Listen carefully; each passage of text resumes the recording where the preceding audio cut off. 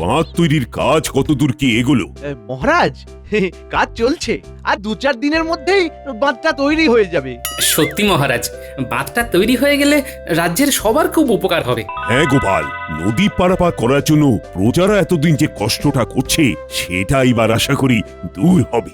মহারাজ, আমি বলছিলাম কি, এই এত সুন্দর একটা জিনিস আমাদের কৃষ্ণনগরে হচ্ছে, তা এটাকে তো সুন্দর করে উদ্বোধন করতে হবে নাকি? হ্যাঁ, এই এতদিনে সেনাপতি মশাই একটা কাজের কথা বলেছেন। তোমরা একেবারে আমার মনের কথাটাই বলেছ। আমিও এই একই কথাটাই ভাবছিলাম, বুঝলে মন্ত্রী। আগে হ্যাঁ মহারাজ। আগামী সোমবার, না সোমবার না, বুধবার, আগামী বুধবার বাঁধটা তৈরি সম্পন্ন হবে তো? আগে হ্যাঁ মহারাজ, হয়ে যাবে। আচ্ছা বেশ, তুমি তাহলে ছটপট করে রাজ্যের সবাইকে নিয়ে একটা উদ্বোধনী অনুষ্ঠানের মাধ্যমে আমি বাঁধটা উদ্বোধন করব। আপনার যেমন ইচ্ছে মহারাজ। সেনাপতি, রাজ্যে ঢেড়া পিটিয়ে দাও, আগামী বুধবারে কৃষ্ণনগরের প্রথম বাঁধ উদ্বোধন হচ্ছে। জি আজ্ঞে মহারাজ। শুনুন শুনুন শুনুন, আগামী বুধবার মহারাজ কৃষ্ণচন্দ্রের তত্ত্বাবধানে নদী উপকূলে একটি সাঁকো উদ্বোধন হবে।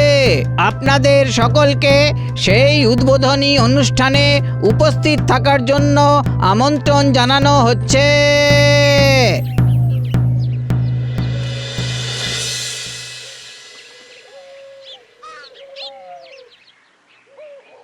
ওহ বাবা, এই পুরনো বাঁশের বাঁধের জন্য আবার উদ্বোধনী অনুষ্ঠান। পুরনো বাঁশ দিয়ে যে তৈরি সেটা আমি আর তুমি জানি, মহারাজ কি জানেন? তবে মন্ত্রীমশাই, ওই আপনার মাথায় কিন্তু ওই কুট বুদ্ধি আছে, এটা বলতেই হবে। হ্যাঁ, ওই এমন ভাবে পুরনো বাঁশ দিয়ে বাঁধটা তৈরি করলেন যে কেউ কিছু বুঝতেই পারলো না। আর কেউ যেন কোনো সন্দেহ না করতে পারে, তার কারণে তুমি যে পুরনো বাঁশগুলোকে রং করার পরিকল্পনাটা দিলে সেটা বুঝি খুব সুবুদ্ধি। হ্যাঁ, এই তবে মন্ত্রীমশাই, ওই এইভাবে যদি আমরা মিলেমিশে কাজ করি না, তাহলে কিন্তু ওই দুজনেরই পকেটটা না বেশ ভালোই গরম গরম হবে। হ্যাঁ, সে তো করবোই, কিন্তু তোমার জামাই বাবু মানে ওই গোপালও আবার লোকটা মোটেও ভালো না, না ও আবার আমাদের এই কর্মকাণ্ডগুলো ধরে না ফেলে। ধরলেই হলো। হ্যাঁ, এত কষ্ট করে মাথা খাটিয়ে বুদ্ধি বের করলাম, সে কি আর এমনি এমনি? হ্যাঁ, ওই জামাইবাবুর ব্যাপারটা না আপনি আমার উপরেই ছেড়ে দিন। হ্যাঁ, ওটা আমি বুঝে নেব। বাহ বাহ বাহ, বাঁধটা তো দেখতে বেশ হয়েছে। মন্ত্রী, আমার খুব পছন্দ হয়েছে।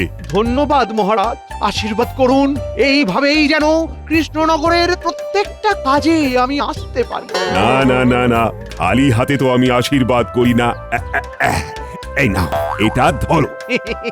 মহারাজ, এসবের আবার কি দরকার ছিল? আরে তুমি এত সুন্দর একটা কাজ করেছো, এটা তোমার প্রাপ্য। আরে নাও নাও, ধরো।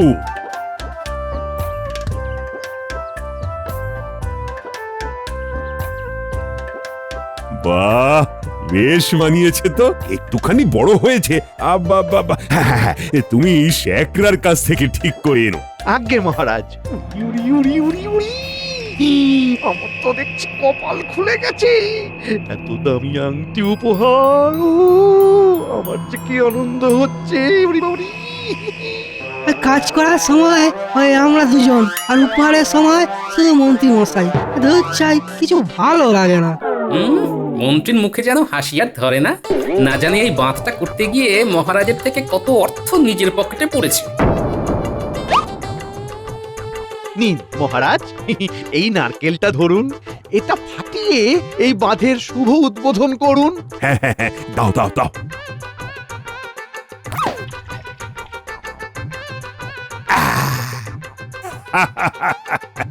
হ্যাঁ, তাহলে শুভ উদ্বোধন হয়ে গেল। এইবার তাহলে বাঁধে পা রাখার পালা। মন্ত্রী মশাই, আর দেরি করবেন না, মহারাজকে এবার আটকান। মহারাজ দাঁড়ান দাঁড়ান। কি হলো মন্ত্রী? বলছিলাম কি, এই বাঁধটা তৈরির জন্য গোপালই বেশি উৎসাহিত ছিল, ওর উদ্যোগেই তো এই বাঁধ নির্মাণ করা হলো। তাই আমি চাইছিলাম যে গোপালই প্রথম এই বাঁধে পা দিক।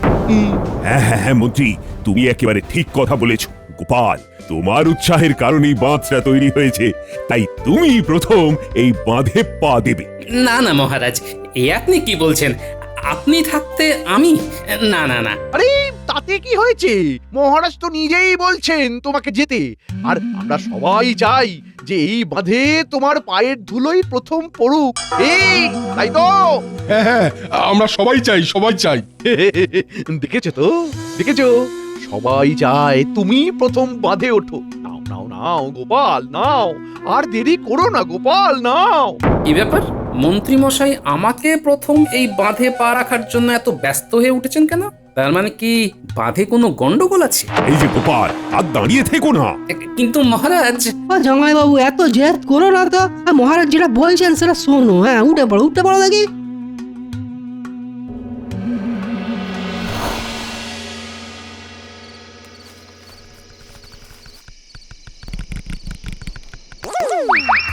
এ কি গো শালক ভাই, এই যে এখনই প্যাচ প্যাচ করছে।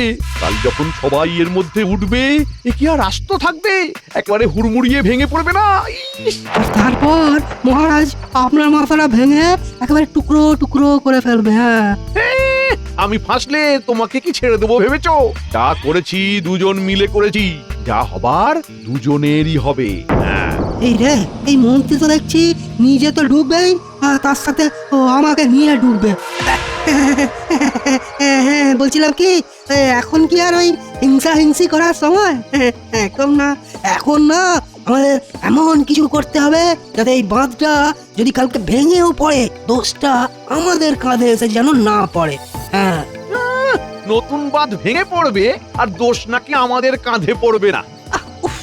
আপনি এত উতলা হচ্ছেন কেন মন্ত্রী মশাই? আমার কথাটা একটু শুনুন না মন দিয়ে। শুনুন দেখুন, এই আমাদের হাতে আর মাত্র এক রাত সময়। এর মধ্যে আমরা বাঁধটা নিয়ে কিছুই করতে পারবো না। তবে যেটা পারবো সেটা হলো এই খেলাটাকে একটু ঘুরিয়ে দিতে। হ্যাঁ, খেলাটা ঘুরিয়ে দিতে মানে? এই এই এই আমি তো তোমার কথা কিছুই বুঝতে পারছি না। যা বলবে একটু খোলসা করে বলো দেখিনি।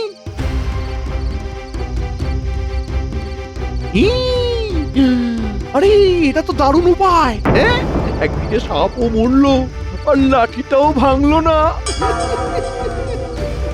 একেবারে গুলুমুলু। এই জন্যই তো তোমাকে তো ভালো লাগে আমার।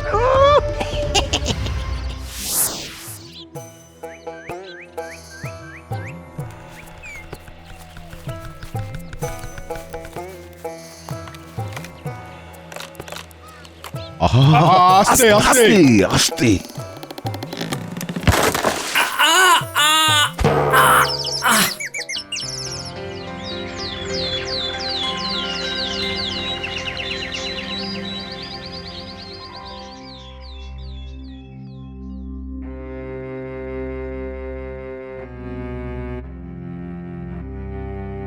জলের মধ্যে পড়েছে তো সেরকম কোনো চোট লাগেনি, তবে একটু বিশ্রামে থাকতে হবে, এই আর কি। কি যে আর বলি তোমাকে গোপাল, এখন তো বয়স হয়েছে, একটু তো হাঁটাহাঁটি করে চেহারাটা কমাতে পারো।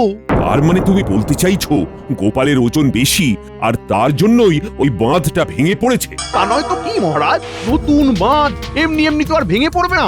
এই অবস্থায় বলতে খারাপ লাগছে, তাও বলতে হচ্ছে যে গোপাল, তুমি তোমার ওজনটার দিকে একটু নজর দাও, বুঝলে? তোমার জন্য এত কষ্ট করে তৈরি একটা বাঁধ ভেঙে গেল, তোমার তো ক্ষতি হলোই, তার সাথে কত অর্থ নষ্ট হলো বলো তো। হ্যাঁ, আমি তো জামাইবাবুকে কতবার বলি ওজনটা একটু কমান, জামাইবাবু ওজনটা একটু কমান, কিন্তু জামাইবাবু তো আমার কোনো কথাই শুনছে না। হ্যাঁ, এসব আপনি কি বলছেন মন্ত্রী মশাই? আমার ওজনে ওই বাঁধটা ভেঙেছে, এটার কোনো যুক্তি হলো? জামাইবাবু আপনি আর এখন বেশি কথা বলবেন না।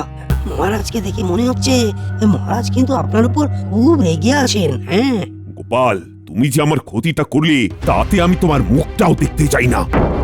মহারাজ, এই অবস্থায় তোমাকে আর বেশি কথা বলছি না, শুধু একটা কথাই বলবো, রাজবাড়ির ত্রিসীমানায় তোমাকে যেন না দেখি। মহারাজ, মহারাজ, এতদিনে ঈশ্বর আমার মনের ইচ্ছে পূরণ করেছে, মনে হচ্ছে আনন্দে ধেই ধেই করে নাচি। ওরে বাবারি, গোপাল যেভাবে তাকাচ্ছে মনে হচ্ছে আমাকে গিলে খাবে। চুপচাপ কেটে পড়ি।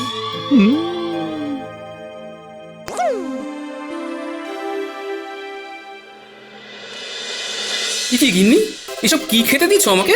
তোমার যেটা এখন খাওয়া দরকার সেটাই দিয়েছি, ঢেঁড়স সেদ্ধ আর ভাত। এখন থেকে তুমি এগুলোই খাবে। হ্যাঁ, ও, এখন কি তুমিও মনে করছো যে ওই বাতটা আমার জন্যই ভেঙেছে? আমাদের মনে করা বা না করায় কি আসে যায় বাবা জীবন? এই তো কিছুক্ষণ আগে গাঁ শুদ্ধ সমস্ত লোক বাড়ি বয়ে এসে আমাদের দুটো কথা শুনিয়ে গেল। অবশ্য তোমার এই মোটা চেহারার জন্য তাদের যে বাঁধ ভেঙেছে তারা কি আর ছাড়ে? তারা তো এখন কথা শোনাবেই। দুঃখের কথা আর কি বলবো মা, সবই আমার কপাল। কপাল কতবার বলেছি খাওয়া দাওয়া করবে, একটু রয়ে শয়ে করো, একটু রয়ে শয়ে করো। কে শোনে কার কথা? কাঁদিস না মা, কাঁদিস না। আর জামাইবাবু, কমলালেবু, আজ যদি আপনি আমার দিদির কথা শুনতেন তাহলে এই ঢেঁড়স সেদ্ধ আর ভাত খেতে হতো না, এই মুড়োটা আপনিই খেতেন। তাই কি করবেন বলুন? এইটাই না হয় এখন ওই মাংসের হাড় ভেবে খেতে হবে। নিন নিন নিন নিন নিন, খেনিন খেনিন, কড়াক কড়াক করে খেনিন দেখি। হ্যাঁ,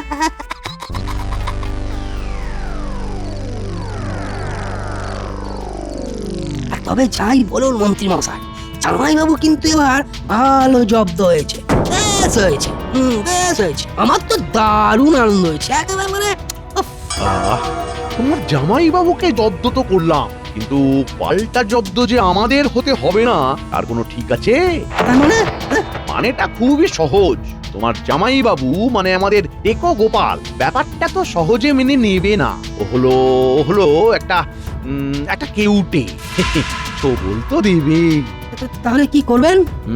পুরো ব্যাপারটাকে ধামাচাপা দিতে হবে, বুঝলে? ধামাচাপা। হ্যাঁ, আমার মাথায় একটা উপায় এসেছে।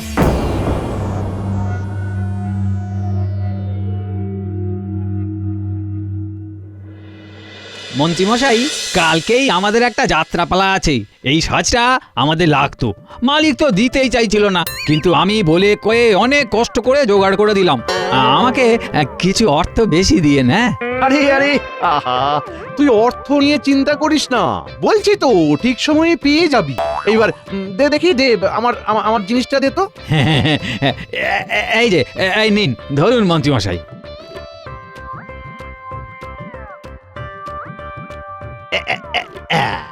ওরে বাবা, এ তো একেবারে সত্যি সত্যি ভাল্লুক লাগছে।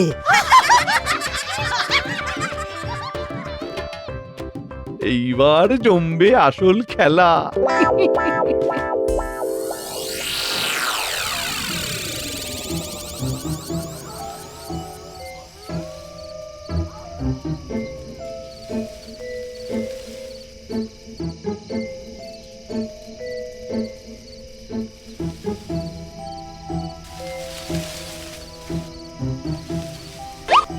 ওরে বাবারে, এটি বাবালে বাবা, এই কত বড় ভাল্লুক রে!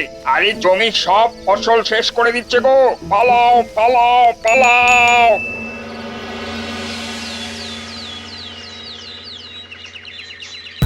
কি বলছো তোমরা? ভাল্লুক? ও বাবা গো, ভাল্লুক! এই রাজ্যে ভাল্লুক এসেছে? সে কি? হ্যাঁ মহারাজ, এই ভাল্লুক সব শেষ করে দিয়েছে, সব। আপনি কিছু একটা করুন মহারাজ, আপনি কিছু একটা করুন। মহারাজ, আমরা কেউ ভয়ে জমিতে যেতে পারছি না। চাষবাস যদি বন্ধ হয়ে যায় তাহলে আমরা খাবো কি মহারাজ? ঠিক আছে ঠিক আছে, তোমরা কান্নাকাটি করো না। আমি দেখছি কি করা যায়। সেনাপতি, ওই ভাল্লুকটাকে আজই বন্দি করার ব্যবস্থা করো। মানে মহারাজ, আমি? হ্যাঁ তুমি। কেন, কি হয়েছে? না মানে ভাল্লুক। মহারাজ একটু সেনাপতির অবস্থাটা বুঝুন। একটা মানুষ কি কখনো ভাল্লুকের সাথে লড়াই করতে পারে? হ্যাঁ মহারাজ, আপনি একটা মানুষের সাথে আমাকে লড়াই করতে বলুন, আমি লড়াই করে নেব, কিন্তু তাই বলে একটা ভাল্লুকের সাথে লড়াই করা আমার পক্ষে সম্ভব নয় মহারাজ। আমাকে ক্ষমা করবেন মহারাজ। হ্যাঁ সেনাপতি, আমি তোমার মনের পরিস্থিতি বুঝতে পারছি। মহারাজ, সেনাপতি তো ঠিক কথাই বলছে। ভাল্লুক কি আর যেই সেই জন্তু? একবার কাউকে যদি বাগে পায় তাহলে আর রক্ষে থাকবে না। ও, তাহলে তোমরা কেউ যাবে না? ঠিক আছে, তোমরা যখন কেউ যাবেই না, তখন আমি একাই আজ রাতে যাব। কি বলছেন মহারাজ? আপনি যাবেন? হ্যাঁ মন্ত্রী, তোমরা ভয় পেয়ে পিছিয়ে পড়তে পারো, কিন্তু আমি তো এই রাজ্যের রাজা, তাই আমাকে পিছিয়ে পড়লে তো চলবে না। আমাকে তো আমার রাজ্যবাসীর বিপদে তাদের পাশে দাঁড়াতেই হবে, তাই আমিই যাব।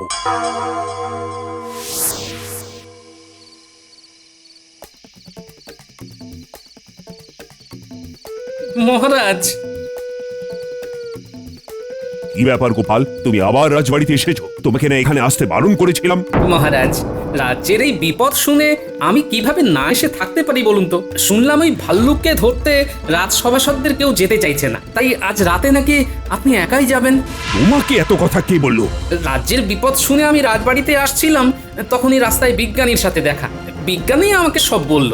মহারাজ, আমিও আপনার সাথে যেতে চাই। তুমি? হ্যাঁ মহারাজ, আমি জানি আপনি অনেক সাহসী, তবুও ভাল্লুকের নাম যখন আসছে মহারাজ, আমি যেতে চাই মহারাজ। উরি বাবা, একেবারে কাঁদায় ভর্তি।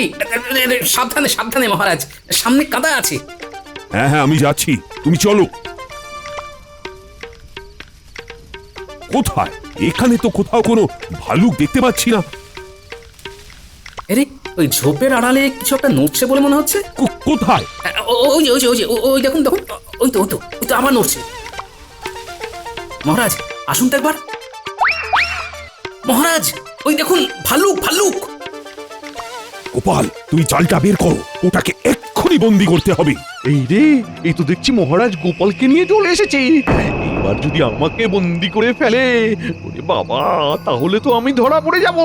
না না না না না, আমাকে এক্ষুনি পালাতে হবে, এক্ষুনি। গোপাল, গোপাল, ভাল্লুকটা পালিয়ে যাচ্ছে। আরে ধরো ধরো, ওটাকে ধরো। কি ব্যাপার? ভাল্লুক মানুষ দেখে ভয় পেয়ে দৌড়চ্ছে। মানুষের পায়ের ছাপ, তার মানে এটা কোনো মানুষ। আরে, এটা তো মন্ত্রী মশাইকে দেওয়া মহারাজের সেই আংটি। মন্ত্রী মশাই, মহারাজ!